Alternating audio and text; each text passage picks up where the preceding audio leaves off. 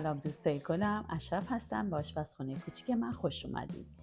امروز میخوایم با هم دیگه خورشت کرفس درست کنیم.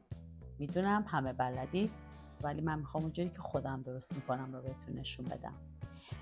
من یکم گوشت گوساله گرفتم که البته بازم بسته به انتخابتون. من با استخون گرفتم، شما میتونید بدون استخون بگیرید.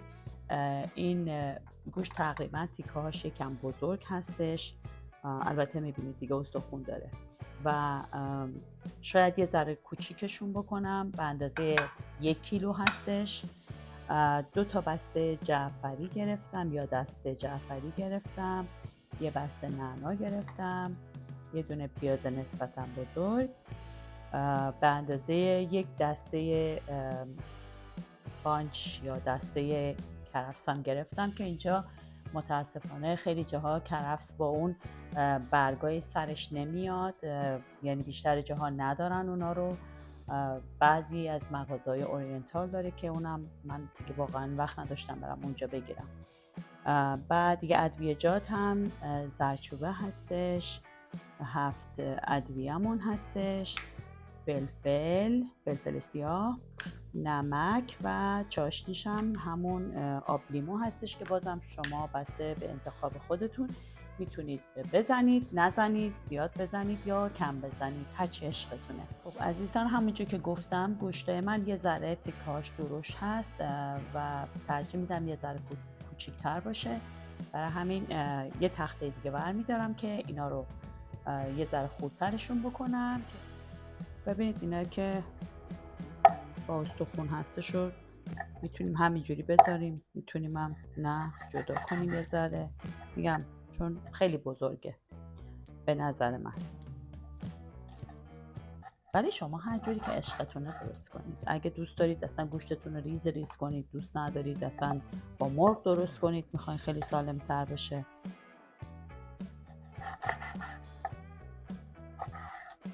من این شکلشو میکنم در این حد.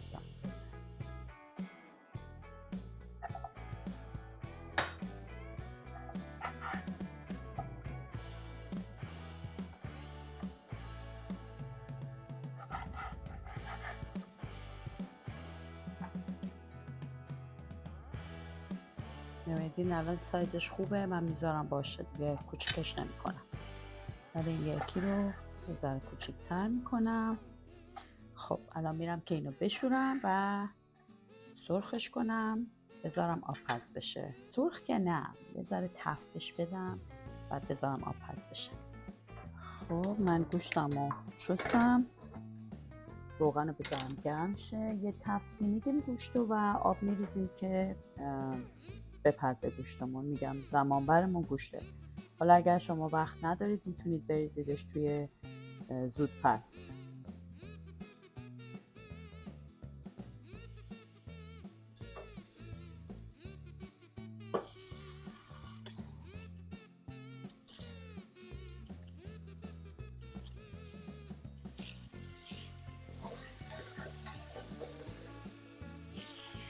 همونجور که گفتم اصلا قصدمون سرخ کردن گوشت نیستش، فقط یه تفتش میدیم و آبو میریزیم روش که بپزه.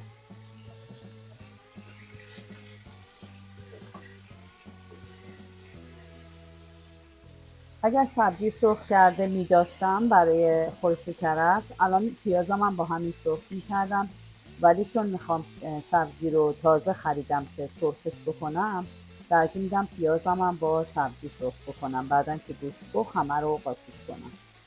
تو شما اگر اون کارم، یعنی اگر سبزی سرخ شده آماده دارید اون کارم میتونید بکنید، یعنی گوشت و پیازتون رو با هم تفت بدید و بذارید بپزه.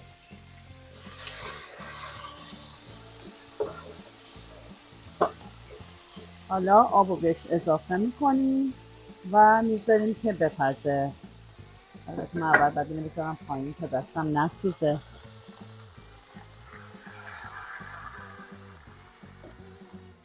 فقط خیلی داغه، مواظب باشید، چون وقتی آب جوش میریزید با این بخار این راحت دست رو میسوزونه.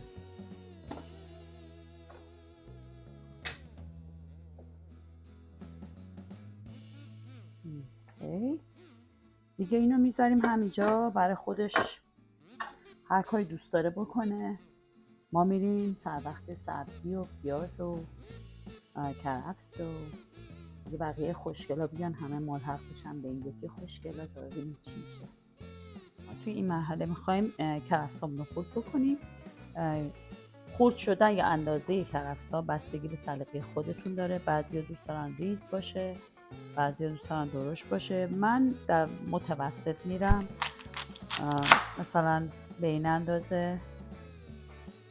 حالا نمیخوام چون خیلی ریز باشه، شاید بگم 1 سانت 1 سانت و نیم مثلا اندازش باشه، فکر میکنم خوب باشه.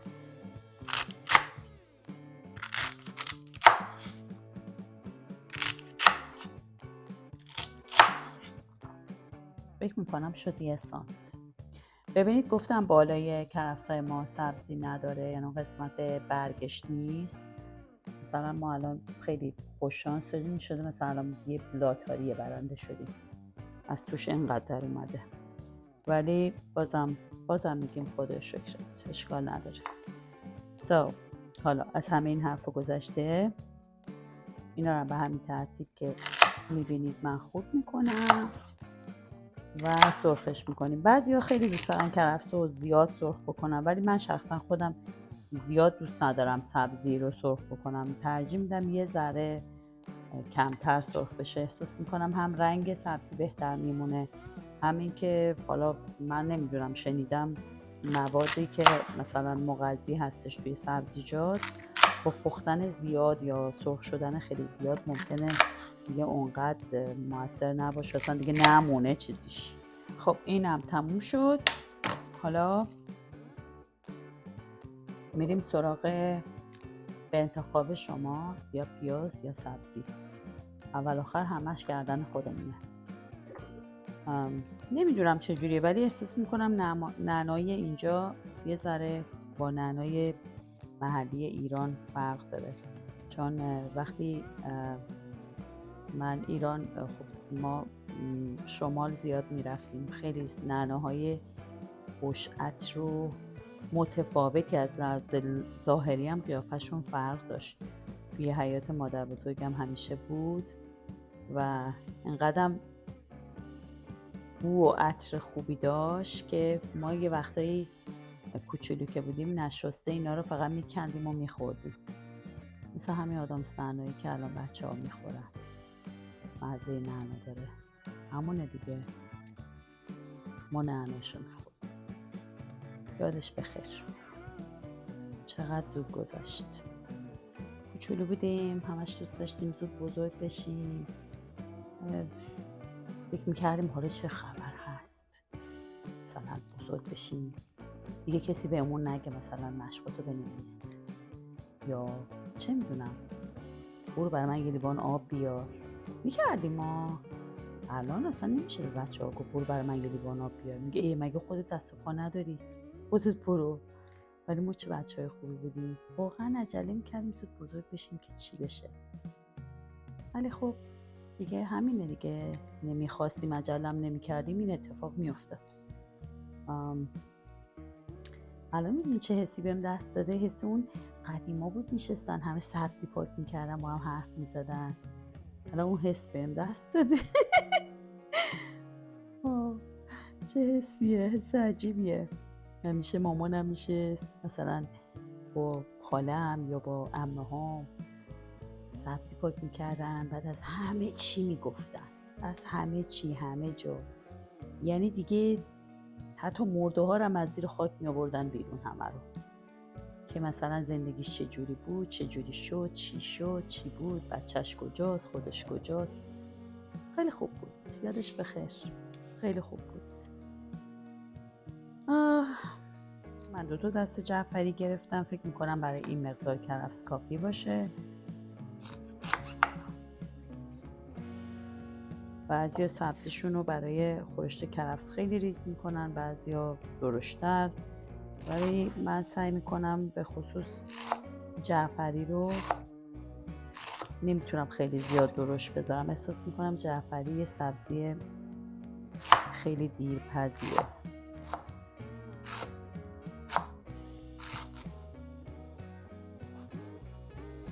خب دیگه از این بیشتر نمیخوام این خورد بشه، به نظرم کافیشه. و حالا میرم سراغ نعناها رو خورد میکنم.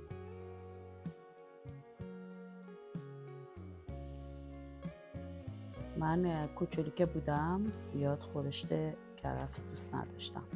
همیشه مامانم درست میکرد، همه میخوردن، من تنها کسی بودم که دوست نداشتم متاسفانه. این و کباب کوبیده رو دوست نداشتم. خیلی الان که فکر میکنم میبینم خیلی عجیب بوده، ولی خب اینجوری بود دیگه. خب من اینو خورد کردم، همه رو با هم دیگه قاطی کردم. یعنی اینو که نعنا و جعفری هستش با هم قاطی شد. میشورمش و جناب پیاز در خدمتشون باشیم الان.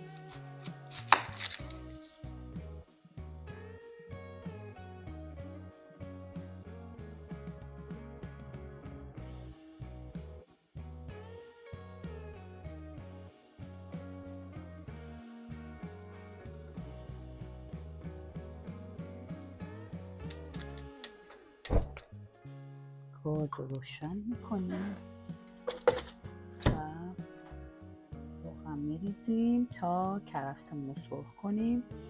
کرفس و سبزی ها و پیاز.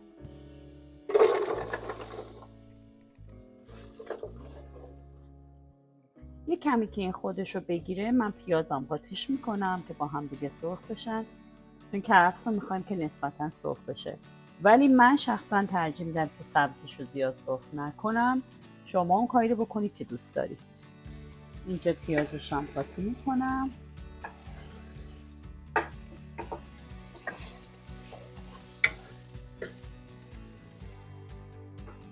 خب من الان دیگه سبزیش هم بهش اضافه میکنم.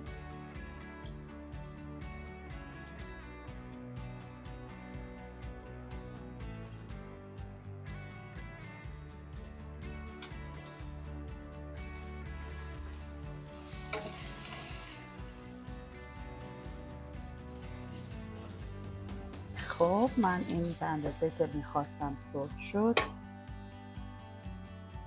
حالا ادویجاتش رو میزنم. زردچوبه، فلفل سیاه، یه کوچولو از این نوک قاشق میزنم از این 7 ادویه‌ام و نمکم 2 تا قاشق چای خوری میزنم. حالا دیگه اگه کم بود سر غذا میزنیم یا بعدا میچشم دوباره ترشی و نمکش رو اندازه میکنیم وقتی اینا با هم جوشیدن.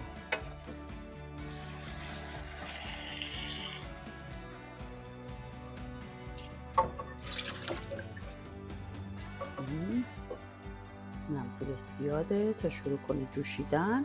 بعد که جوشید میتونیم یه ذره کمی کمش بکنیم که به قولی جا بیفته دیگه. من آب لیموشم الان میریزم. گوشتش قشنگ کامل پخته.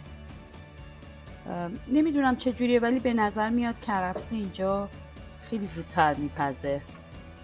من یادم ایران زمان بیشتری میخواست کرفسا کلا سبزیجات برای پختن، ولی اینجا سبزیجات خیلی زود میپزن. خب من الان آب لیمومم میخوام بزنم ولی همه رو نمیریزم. همونجور که گفتم با نمک یه ذره چیز میکنم که میچشم وقتی اینا جوشید. اگه کم بود اضافه میکنم بهش. فکر میکنم آره انقدر فعلا میزنم چون نمیخوام خیلی ترش بشه. میخوام همچنان مزه خود کرفس غالب باشه. خب این الان جوش میاد و دیگه من درشم میذارم که اینا به قولی اونجا پارتی رو راه بندازن دیگه، داره شروع میشه.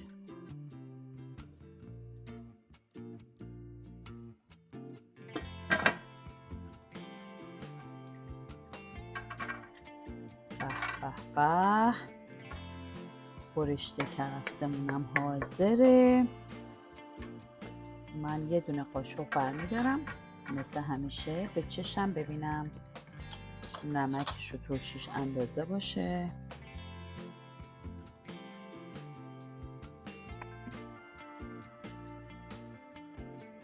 عالیه. چون سبزی ما خیلی سرخ نمیکنه، اما اون روغن سیاهه که میاد بالاش بر من درست خیلی نمیشه، ولی به اندازه خودش چرب و لابدار هست، خوشمزه است. و در حد اینکه کرفسان پخته، از اون موقع همه با هم قاطی کردمشون حدود 1 رو 20 دقیقه با هم دیگه اون جشنشون گرفتن. الان دیگه میریم که سروش بکنیم با برنج. خب دوستای عزیزم، خیلی به نظرم بوی خوبی را افتاده اینجا. کاش که اینجا بودیم، بوش حس میکردیم. و ما الان به لحظه ملکوتی غذا را بچشیم رسیدیم.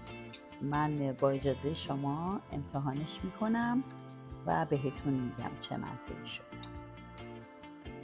منتها خیلی داغه دیگه، باید با من صبور باشید.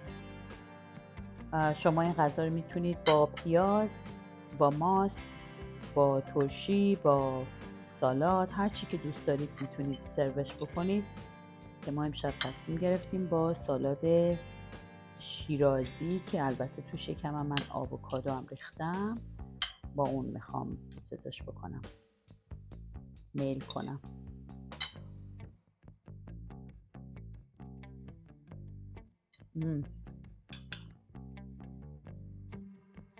برای ما ترشیش نمکش همه چیش اندازه است، ولی شما اگر دوست دارید میتونید ترش‌ترش بکنید، میتونید اصلا ترشی نریزید توش. امیدوارم که درست بکنید، خوشتون بیاد. بازم مثل همیشه ازتون خواهش میکنم به پیج ما سر بزنید و کامنتاتون رو برای ما بنویسید. سعی میکنم همه رو جواب بدم و اینکه اگر ایرادی هست که حتما هست به هم بگید. دوستتون دارم. تا خوشمزه بعدی، خدا نگهدار.